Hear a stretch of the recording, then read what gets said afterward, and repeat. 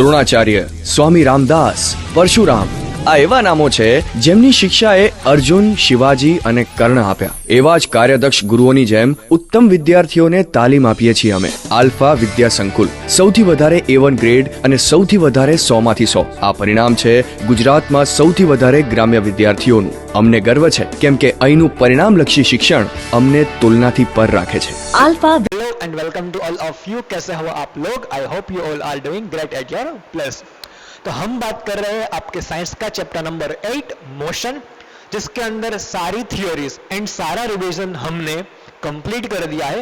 Last lecture के अंदर मैंने आपको ग्राफ सिखाए थे कि किस तरीके से आपको ग्राफ ड्रॉ करना है. स्पेशली जो आपको इक्वेशन फाइंड करने के लिए जो ग्राफ चाहिए था उसकी बात चल रही थी. वो हमने डीपली अंडरस्टैंड किया था कि किस तरीके से आपको ग्राफ ड्रॉ करना है. उसके बाद ईच इक्वेशन को तुम्हें किस ट्रिक को यूज करके, किस कॉन्सेप्ट को यूज करके निकालना है, वो भी मैंने काफी इन डिटेल लास्ट लेक्चर के अंदर बता दिया था. उसके साथ रिवीजन कंप्लीट होता है.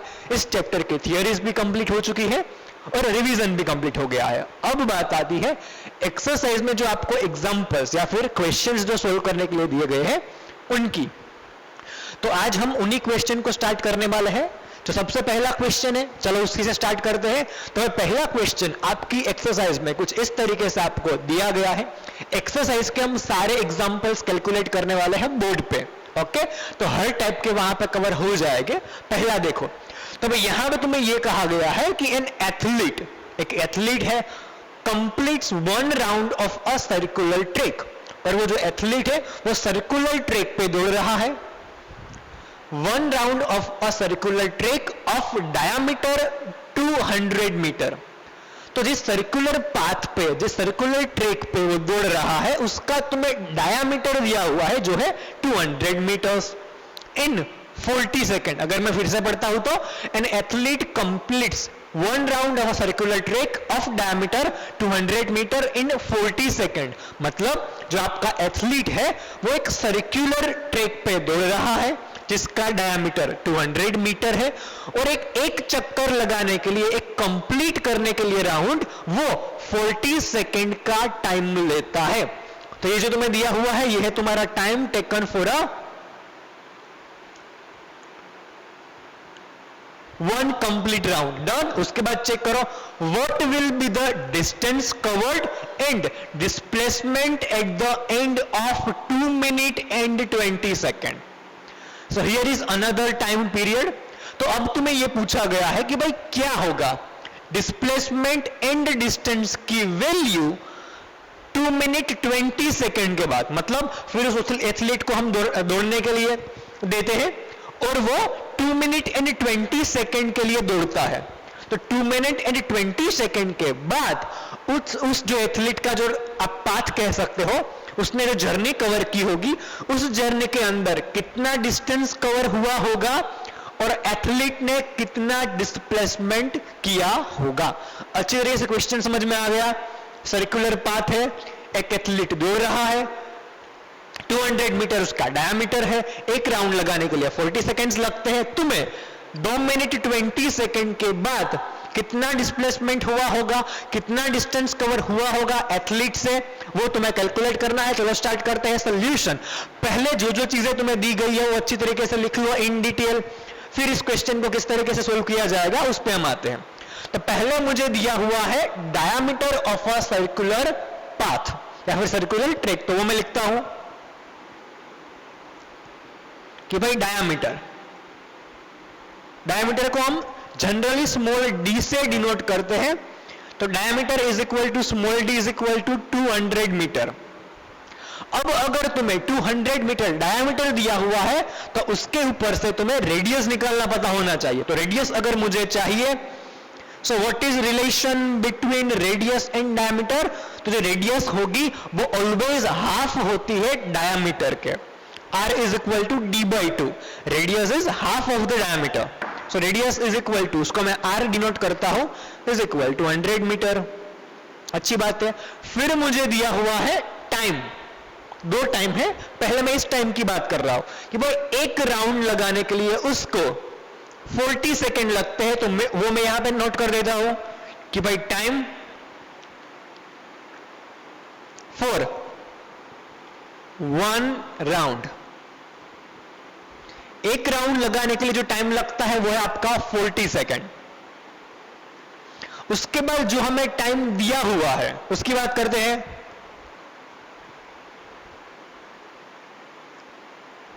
जिस टाइम के बाद हमें चीजें कैलकुलेट करनी है वो है 2 मिनट एंड 20 सेकेंड। अब यहां पे दिक्कत आई, 2 मिनट 20 सेकेंड, 2 यूनिट एक साथ मर्ज नहीं चल सकते हैं। आपको या तो पूरे टाइम को मिनट में कन्वर्ट करना है या तो पूरे टाइम को सेकेंड के अंदर। और अगर तुम अच्छी तरीके से चेक करोगे तो यहां पे लेंथ जो थी वो मीटर के अंदर है, जो एक राउंड लगाने के लिए टाइम था वो सेकेंड के अंदर है। दैट्स वाई तुम्हें इस टाइम को कंप्लीटली सेकेंड में चेंज करना चाहिए। ये चीज तुम्हें यहां से पता होनी चाहिए। ओके, तो मैं इस पूरे टाइम को चेंज कर दूंगा सेकेंड्स के अंदर, तो ये होगा 2 मिनट। 2 मिनट मतलब 2 इंटू 60, तो ये 2 मिनट कन्वर्ट हो गई सेकेंड्स के अंदर, उसमें ऊपर से और 20 सेकेंड, तो ये पूरा टाइम आपका सेकेंड्स के अंदर आ गया। 2 मिनट उसको मैंने 60 से मल्टीप्लाई कर दिया, वो सेकेंड के अंदर कन्वर्ट हो गई, और बाकी की एक्स्ट्रा 20 सेकेंड्स वो भी मैंने ऐड कर दी। तो टोटल टाइम जो मुझे यहां पे दिखता है वो है 120 plus 20 is equal to 140 second. तो वो जो एथलीट था वो पूरे 140 सेकेंड के लिए दौड़ रहा था और फिर वो कहीं जाके रुक गया होगा।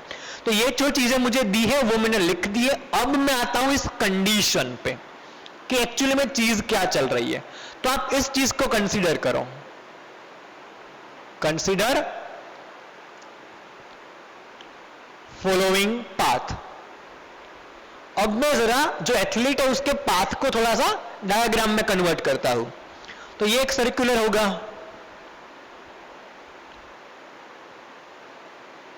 ये एक सर्कल मान लो, लग नहीं रहा होगा, थोड़ा सा अच्छे से ड्रॉ करता हूं। मान लो एक सर्कल मैं यहां पे ड्रॉ करता हूं जो रिप्रेजेंट कर रहा है एथलीट के ट्रेक को।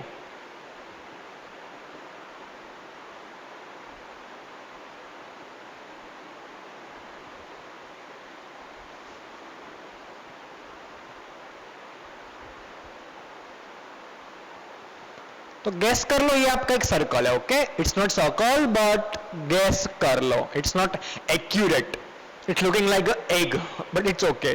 तुम उसको सर्कल समझ लो। तो ये उसका सेंटर होगा और जो आपका एथलीट है वो इस पे दौड़ रहा है। तो मुझे पहले को एक स्टार्टिंग पॉइंट डिसाइड करना होगा। मान लो यहां पे स्टार्टिंग पॉइंट है, यहां से होता है स्टार्ट।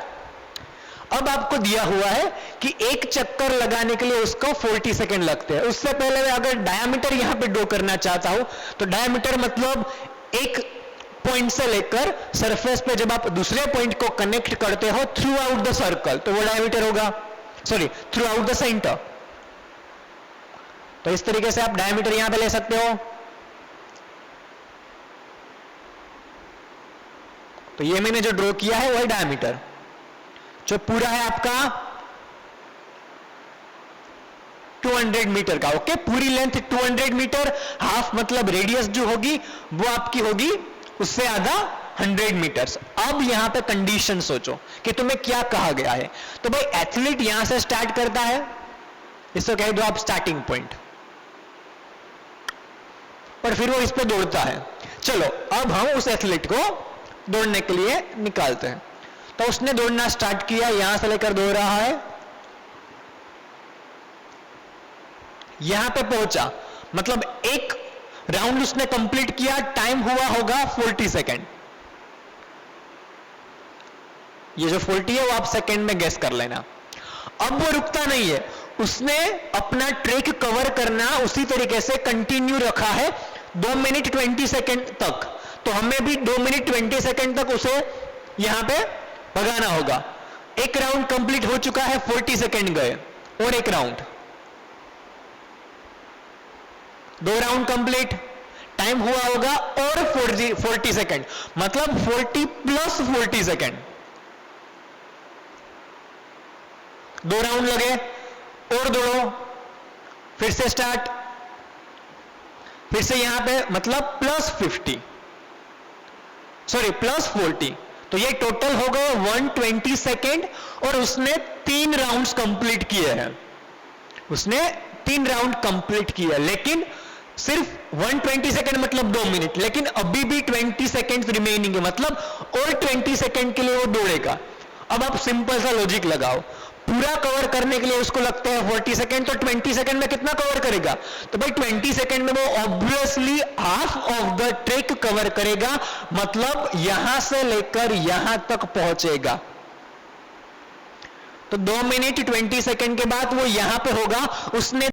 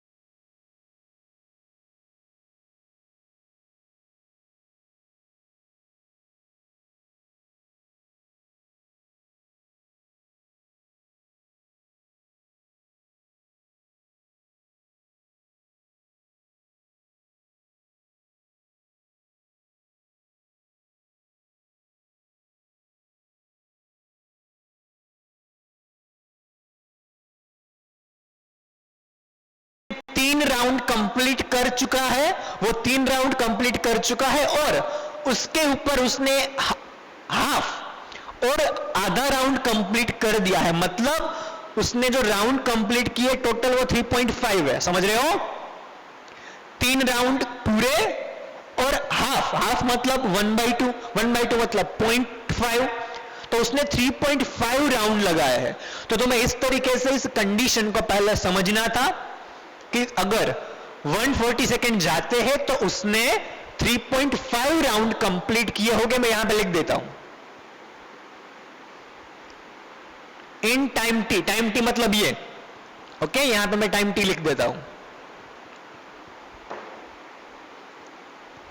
एथलीट जो था completed rounds is equal to 3.5। अब तुम्हें पूरी जर्नी पता चल गई है। अब यहां पे एक और चीज तुम नोट करो, अगर वो 1 राउंड कंप्लीट करता है तो उसने कितना डिस्टेंस कवर किया होगा। तो एक बात मेरे साथ यहां पे फॉलो करो कि भाई डिस्टेंस का मतलब क्या है। तो डेफिनेशन ऑफ द डिस्टेंस क्या है? तो डेफिनेशन ऑफ द डिस्टेंस ये है कि उसने जो पाथ कवर किया होगा उसकी लेंथ, पाथ कवर किया होगा उसकी लेंथ, मतलब जब उसने 1 राउंड कंप्लीट किया था तो उसने इस पूरे सर्कुलर ट्रैक पे दौड़ रहा था, उस पे जर्नी कंप्लीट की थी, और सर्कुलर ट्रैक का ये जो पाथ होगा वो एक्चुअली में क्या चीज है? तो भाई वो है उसका सरकमफरेंस। ये जो पूरी लेंथ बनती है सर्कल की उसे ही तो कहा जाता है सरकमफरेंस। मतलब अगर वो 1 राउंड लगाता है तो उसने जो डिस्टेंस कवर किया होगा, जो उसकी पाथ लेंथ होगी, वो होगा सरकमफरेंस ऑफ दिस सर्कल। तो वो लिख देता हूं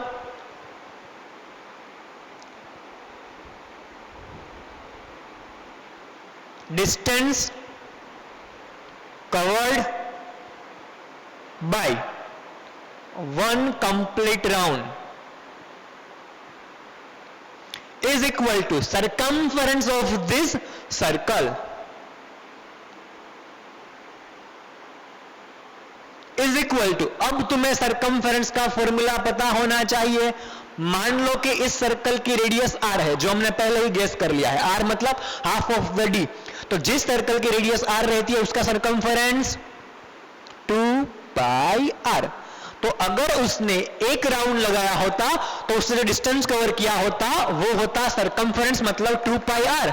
यहां पे उसने जो राउंड लगाया है वो एक नहीं लेकिन 3.5 है, तो जो उसने डिस्टेंस कवर किया होगा वो 3.5 इंटू सरकमफरेंस। समझ में आ गया? सिंपल था, अगर मेरे साथ रहे थे तो आपको पता चल गया होगा। अगर वो एक राउंड लगाता है तो जो डिस्टेंस कवर होता है वो सरकमफरेंस जितना, मतलब 1 इंटू सरकमफरेंस। लेकिन अगर वो 3.5 राउंड लगाता है तो 3.5 इंटू सरकमफरेंस। तो इसी को यूज करके तुम डिस्टेंस कैलकुलेट कर सकते हो कि डिस्टेंस ट्रैवल्ड या फिर covered by athlete in time T, जितना जो आपको टाइम दिया हुआ है उसकी बात चल रही है। ओके, यहां पे लिखता हूं in time T. Time T मतलब 140 सेकेंड या फिर 2 मिनट 20 सेकेंड। तो वो आपका होता है is equal to number of rounds 3.5 into circumference मतलब 2 पाई आर। अब बस तुम्हें वैल्यूज रखनी है। 3.5 इंटू, चेक करो, 2 as it is into pi मतलब 22/7 या तो 3.14, हम यहां पे यूज करेंगे 22/7 इंटू रेडियस जो हमने निकाली थी 100 मीटर। डन? यस। अब चेक करो 3.5 मतलब 3.5, तो भाई 3.5 को तुम लिख सकते हो 7/2 into 2 as it is into 22/7 into 100। Okay, ये मीटर निकाल लेता हूं, लास्ट में आंसर में मीटर लिख दूंगा। ओके, चलो ये 2 कैंसिल आउट, 7 कैंसिल आउट, तो बचेगा क्या? तो बचेगा सिर्फ 200, सॉरी ओके, बचेगा 22 into 100 which is equal to 2200 metre. So इस तरीके से जो आपका एथलीट था उसने 2 मिनट 20 सेकेंड के अंदर जो डिस्टेंस कवर किया होगा वो होगा 2200 मीटर्स या फिर 2200 मीटर, 2200 मीटर।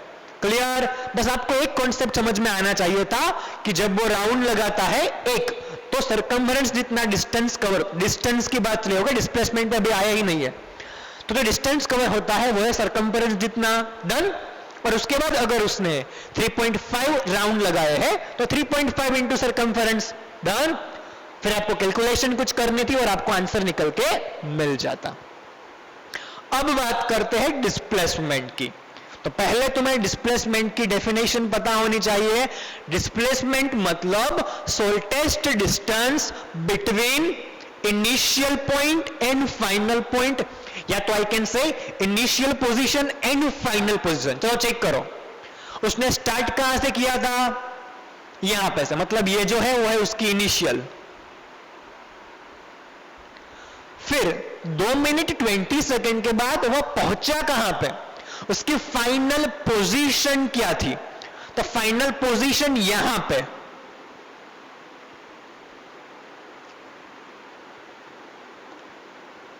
तो ये है इनिशियल पोजीशन, ये है final position.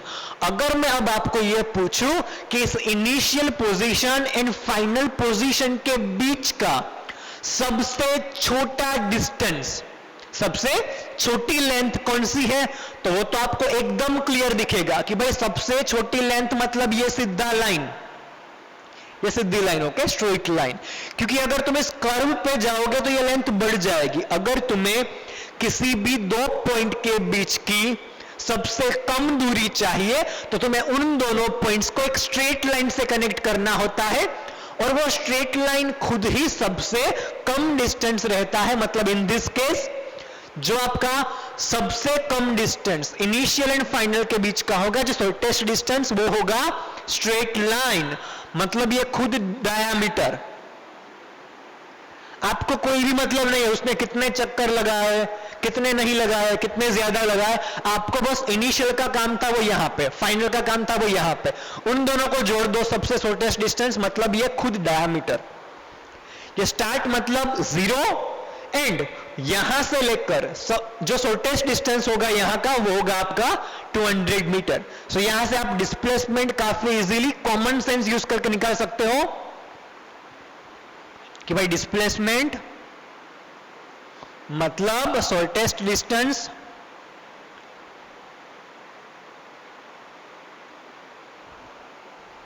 Between initial and final position. और जो आपको यहां पे दिख रहा है 200 metre which is actually a diameter, so आप लिख सकते हो is equal to diameter is equal to 200 metre. तो यहां पे तुम देख रहे हो डिस्प्लेसमेंट सिर्फ और सिर्फ 200 मीटर ही हुआ है, लेकिन डिस्टेंस जो कवर किया वो तो भाई 2200 मीटर है। डन। सो ये था आपका ये था आपका डिस्टेंस और ये था आपका डिस्प्लेसमेंट या फिर मैग्नीट्यूड ऑफ डिस्प्लेसमेंट। डन। सो इस तरीके से तुम्हें कैलकुलेट करना था फर्स्ट एग्जांपल या फिर क्वेश्चन जिसमें सिर्फ कॉन्सेप्ट यूज हो रहे थे। एक बार चेक कर लो अच्छे से डिस्टेंस और डिस्प्लेसमेंट, कि अगर वो क्लियर था तो कहीं पे नहीं अटकते। डन। चलो अब आते हैं क्वेश्चन नंबर 3 पे। क्वेश्चन नंबर 2 फिर से डिस्प्लेसमेंट एंड डिस्टेंस पे ही बात है, जोसेफ वाली, वो तुम्हें होमवर्क में खुद से ट्राई करनी है। अब ये क्वेश्चन मैं करवाता हूं यहां पे क्वेश्चन नंबर 3, लेकिन क्वेश्चन नंबर 2 तुम खुद से करोगे घर पे होमवर्क में। डन। वो भी आपका डिस्प्लेसमेंट डिस्टेंस ही है, चेक कर लेना। उसमें वहां पे आपको एवरेज वेलोसिटी फाइंड करनी है, तो वो आपको पहले से पता होना चाहिए। हम एक आध एग्जांपल या फिर एक आध दो एग्जांपल कर चुके होंगे, अगर नहीं होता है तो बता देना, वैसे मैं आपको नेक्स्ट लेक्चर में करवा दूंगा वो, तो आप वहां पे आंसर चेक कर लेना। आज के लिए होमवर्क में रखो तुम वो एग्जांपल। अब सीधे आते हैं क्वेश्चन नंबर 3 पर, which is little bit interesting. वो आपको थोड़ा कंफ्यूज कर सकता है, आसान दिखेगा तुम्हें क्वेश्चन नंबर 3, लेकिन वो है नहीं। उसमें कॉन्सेप्ट यूज होते हैं दूसरे जो तुम्हें पता नहीं होगा, मे बी अगर सीख लोगे पता चल जाएगा, लेकिन पहली साइड पे अगर तुम वो क्वेश्चन खुद से करने जाओगे सिंपल लगेगा और आंसर गलत ही निकालोगे। I am damn sure. चलो, तो उस क्वेश्चन नंबर 3 की अगर मैं बात करता हूं तो तुम स्टोरी सुन लो। अब्दुल नाम का एक लड़का है, वो घर से स्कूल जा रहा है। अब्दुल नाम का एक लड़का है जो घर से स्कूल जा रहा है। Question number 3, okay. तो अब्दुल नाम का एक लड़का है जो घर से स्कूल जा रहा है। ये मान लो अब्दुल का घर, ये अब्दुल की स्कूल, होम स्कूल, और वो जा रहा है स्कूल से लेकर होम घर से लेकर स्कूल तक। यहां पर मैंने स्ट्रेट लाइन दिखाई है, डजेंट मैटर पाथ कैसा भी हो, ओके, मुझे बस उसको रिप्रेजेंट करना था। तो भाई अब्दुल अपने घर से स्कूल जा रहा है, तो जब वो घर से स्कूल गया तो उसने देखा कि उसकी जो एवरेज वेलोसिटी थी या फिर एवरेज स्पीड वो निकल के आ रही थी 20 किलोमीटर पर आवर। उसने देखा होगा कि भाई घर से वो निकला, फॉर एग्जाम्पल घर से वो निकला होगा कुछ टाइम पे, उसने अपनी वॉच देखी, फिर वो स्कूल पे पहुंच गया, वहां पे अपनी वॉच देखी, फिर उसने टाइम निकाला कि भाई कितना टाइम मुझे लगा घर से लेकर स्कूल तक आने में। वो कितना टाइम लगा मुझे नहीं पता है, आपको भी नहीं पता है, लेकिन फिर उसने अपने टाइम को डिवाइड कर दिया स्कूल से लेकर घर तक का या फिर घर से लेकर स्कूल तक के डिस्टेंस से। सो उसको मिल गई होगी एवरेज स्पीड। एवरेज स्पीड मतलब total distance divided by total time. ये सब कुछ उसने खुद कर लिया और उसने जब अपनी एवरेज स्पीड निकाली तो वो इसको मैं कह दूंगा ट्रिप 1, घर से लेकर स्कूल तक, तो उसकी निकल के आई 20 किलोमीटर पर आवर। फिर वो स्कूल पे रहा, उसने स्कूल खत्म की, शाम को वो वापस घर पे गया, स्कूल से लेकर घर तक जा रहा है उसी सेम रूट पे। लेकिन अब ये हुआ कि जब वो घर जा रहा था तो ट्रैफिक नहीं था, एकदम रोड क्लियर था, तो सेम पाथ पर वो घर गया, लेकिन जल्दी चला गया होगा। तो जब उसने अपने घर पहुंचकर अपनी एवरेज स्पीड फिर से कैलकुलेट की, मतलब स्कूल से लेकर घर तक की, तो वो निकल के आई 40 किलोमीटर पर आवर। देख रहे हो?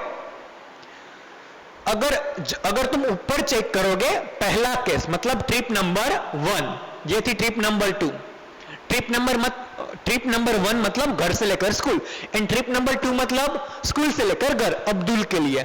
तो पहली ट्रिप थी उसमें वो धीरे से गया था, ट्रैफिक था, लेकिन दूसरी जो ट्रिप थी उसमें ट्रैफिक नहीं थी, तो उसकी जो एवरेज स्पीड निकल के आई वो ज्यादा थी।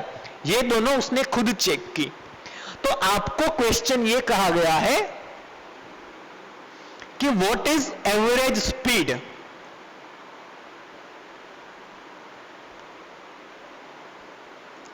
Of Abdul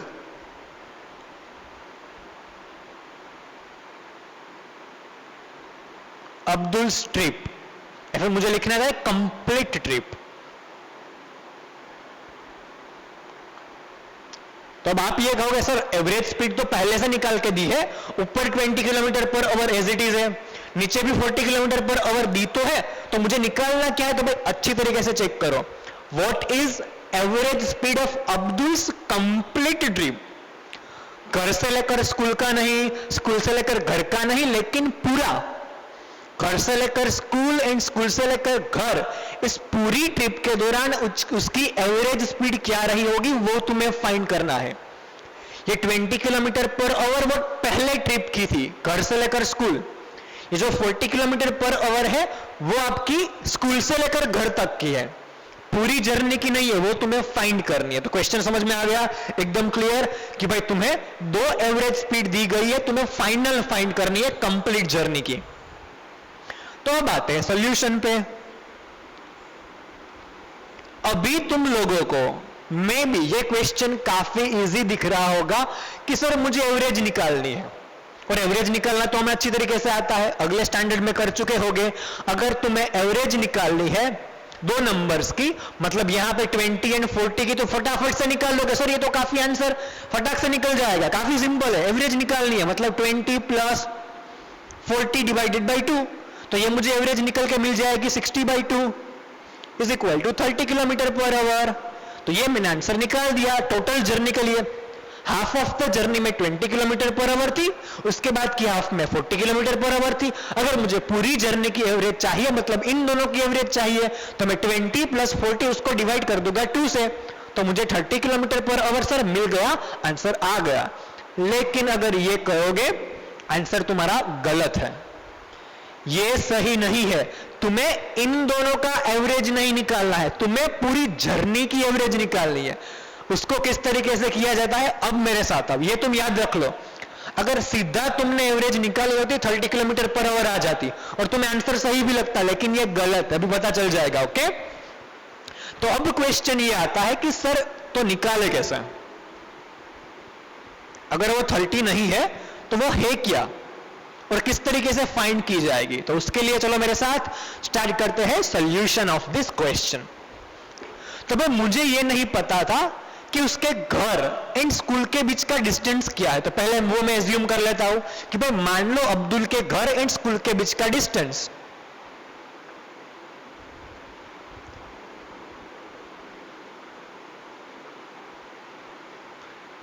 between H and S is equal to D metre, या फिर मुझे लिखना चाहिए D किलोमीटर।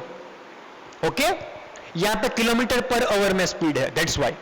डिस्टेंस मुझे पता है नहीं, लेकिन गैस कर लो कि ये जो आपका डिस्टेंस निकल के आता है अब्दुल के घर से लेकर स्कूल का, तो वो है D किलोमीटर। अब अगर मैं पहले केस की बात करता हूं तो भाई गैस कर लो, देखो तुम्हें एवरेज स्पीड पता थी, लेकिन टाइम कितना लगा उसे घर से लेकर स्कूल तक आने में वो नहीं पता था, तो वो भी गैस कर लो। मान लो let T1 be the time for trip 1। Trip 1 मतलब घर से लेकर स्कूल तक का। ओके, तो इसको मुझे अच्छी तरीके से लिखना है, तो इस तरीके से लिखता हूं, लेट द टाइम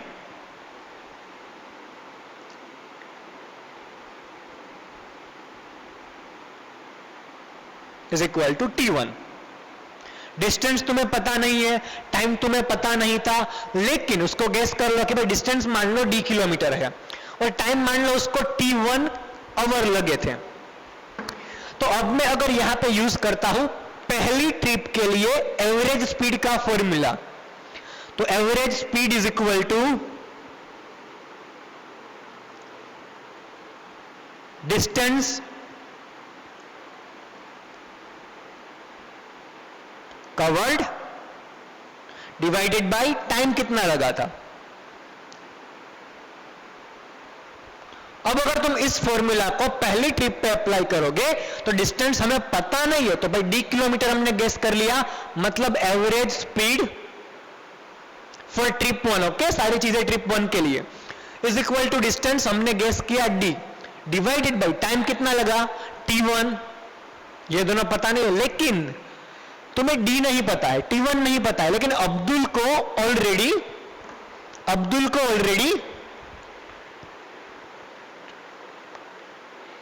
बैटरी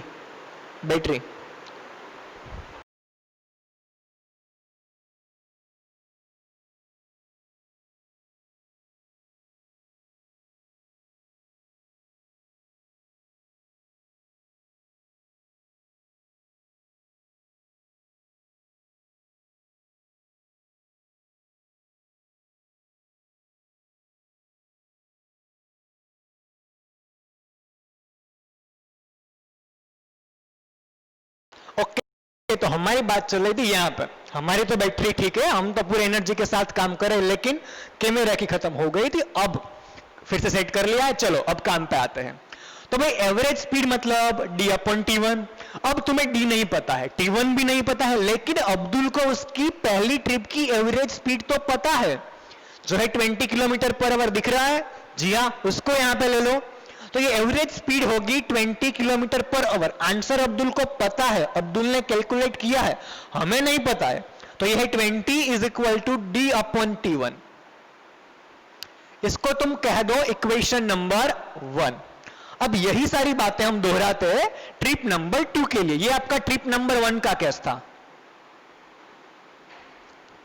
अब आते हैं ट्रिप नंबर 2 पर। तो भाई देखो, ट्रिप नंबर 2 के अंदर भी जो डिस्टेंस कवर होने वाला है वो तो आपका स्कूल से घर, अब घर से स्कूल के स्कूल से घर, दोनों के बीच का डिस्टेंस तो उतना ही रहेगा। और आपको क्वेश्चन में कहा गया है कि सेम रूट पे जा रहा है, मतलब जिस रूट पे वो आया था उसी रूट पे वापस जाएगा। मतलब जब वो ट्रिप 2 की बात कर रहा हूं, जब वो स्कूल से लेकर घर तक जाएगा तो भी पाथ तो सेम है, मतलब जो इस बार भी डिस्टेंस कवर होगा वो तो d ही होगा, वो तो सेम रहने वाला है, रोड तो बदलता नहीं है ना। ओके चलो, जो चीज बदलेगी वो होगी आपका टाइम। टाइम उसको कम लगा होगा, आप गेस कर सकते हो क्यों? क्योंकि भाई ट्रैफिक कम था ना, तो इस बार टाइम t1 नहीं लगेगा, थोड़ा कम लगेगा। मान लो जो कम टाइम लगा वो t2 है, तो यहां पे मैं लिख सकता हूं पहले तो डिस्टेंस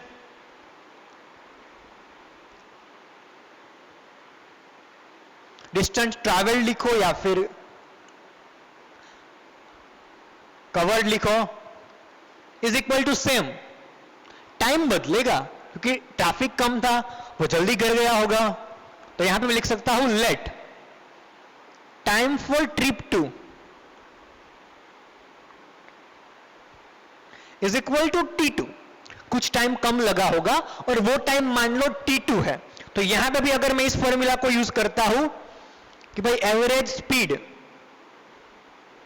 इज इक्वल टू, चलो ये वैल्यूज रखो यहां पे। तो भाई सेकेंड ट्रिप के अंदर डिस्टेंस सेम है, मतलब ऊपर तो d ही रहेगा, डिवाइडेड बाय टाइम टेकन। इस बार टाइम कितना लगा? तो भाई टाइम लगा t2, तो नीचे चेंज आएगा t2। Okay done. अब देखो, हमें d नहीं पता है, t2 भी नहीं पता है, लेकिन अब्दुल को अपनी सेकेंड ट्रिप की स्पीड तो पता है एवरेज, तो ये जो आंसर है वो तो अब्दुल को ऑलरेडी पता था, तो उसको मैं लिख सकता हूं 40 इज इक्वल टू d/t2। इसको तुम कह दो इक्वेशन नंबर 2। अब देखो, इन दोनों इक्वेशन के अंदर ये जो हमें वैल्यूज दी गई है उसका हम कहीं पे यूज करेंगे, कहां पे वो भी पता चल जाएगा। अब बात करते हैं कंप्लीट ट्रिप के लिए। ना तो ट्रिप 1 ना ही ट्रिप 2, कंप्लीट ट्रिप मतलब घर से लेकर स्कूल, स्कूल से लेकर घर। अगर वो घर से लेकर स्कूल जाएगा तो डिस्टेंस डी, फिर वापस वो स्कूल से घर जाएगा तो वापस डिस्टेंस डी। मतलब अगर तुम टोटल ट्रिप की बात करते हो, कंप्लीट ट्रिप की बात करते हो, तो वहां पे डिस्टेंस ट्रैवल होगा वो होगा डी प्लस डी।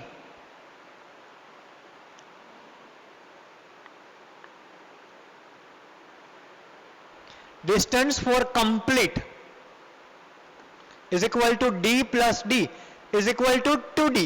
दिख रहे हो? जब तुम कंप्लीट ट्रिप की बात करते हो तो डिस्टेंस आपका 2d हो जाएगा और टाइम मान लो t।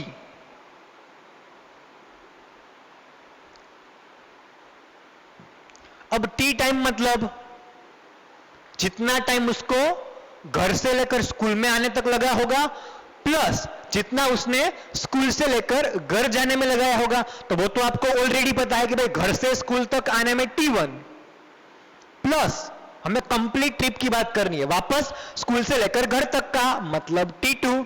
तो यहां से आपको ये दूसरी चीज भी मिल गई। अब यहां पे एवरेज स्पीड लिखो।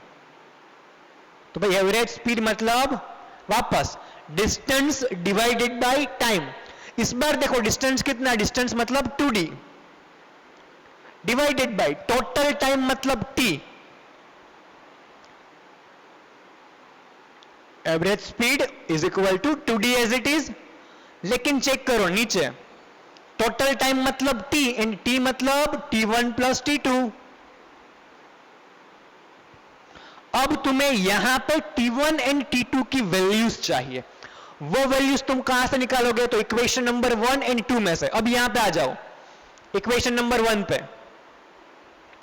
तो यहां पे अगर तुम इक्वेशन नंबर 1 पे अच्छी तरीके से फोकस करोगे तो अगर मुझे t1 की वैल्यू चाहिए तो t1 इज इक्वल टू, देखो ये डिवाइडेशन में सामने जाएगा तो मल्टीप्लीकेशन में 20 वहां पे ऊपर है वो नीचे आ जाएगा मतलब t1 is equal to d upon 20। उसके बाद वही चीज उसको मैं इक्वेशन नंबर 1 कह देता हूं। ओके, मुझे t1 की वैल्यू चाहिए थी, पहले मैंने इक्वेशन उसे कहा था, फिर मैंने उसका यूज करके अब ये चीज बना ली, मुझे इसका काम था। अब वही चीज यहां पे अगर मैं यहां से t2 को सब्जेक्ट बनाता हूं तो 40 विल बी डाउनस्टेयर्स। तो ये हो गया d अपॉन 40, ये आपका इक्वेशन नंबर 2। अब जब तुम equation number 1 and equation number 2 की वैल्यूज यहां पे रख दोगे तो लिखना है putting values of equation 1 and 2 in above यहां पे। तो एवरेज स्पीड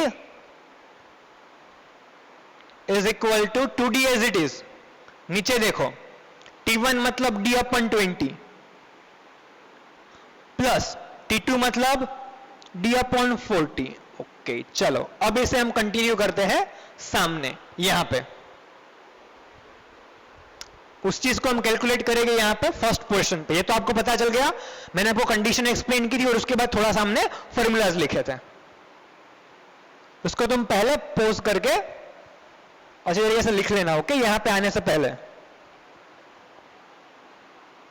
चलो अब बात करते हैं उस कैलकुलेशन की। एवरेज स्पीड जो तुम्हें फाइंड करनी है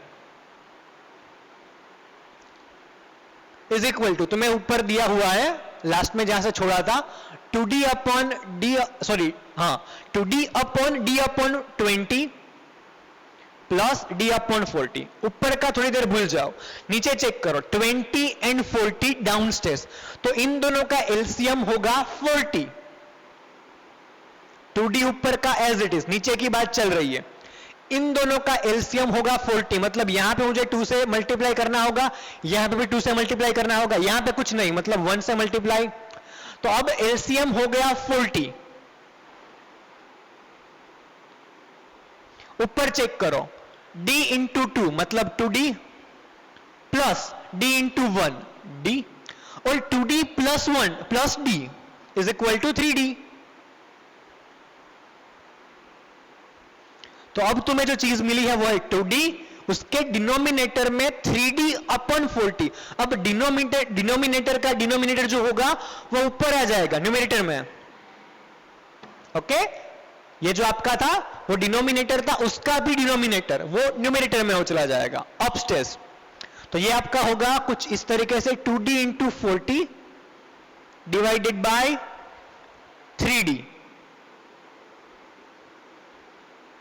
ये dd कैंसिल आउट, ऊपर नीचे सेम चीज निकल गई, क्या था उससे मतलब नहीं है, लेकिन सेम थी तो निकल जाएगा। तो जो चीज बचेगी वो सिर्फ होगी 2 इंटू 40 मतलब 80 डिवाइडेड बाय 3। और जब तुम 80 डिवाइडेड बाय 3 करोगे तो उसका आंसर कुछ आएगा 26.66 या फिर 67 टाइप।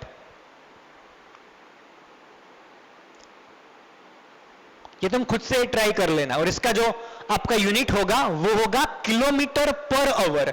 सारी चीजें जो डिस्टेंस की थी वो किलोमीटर के अंदर थी, और जो टाइम की थी वो आवर के अंदर थी, मतलब इसका जो यूनिट होगा वो होगा किलोमीटर पर आवर। इसका मैं श्योर नहीं हूं, आप कैलकुलेशन कर लेना। 80/3 जब तुम लोगे तो 26 पॉइंट समथिंग आएगा।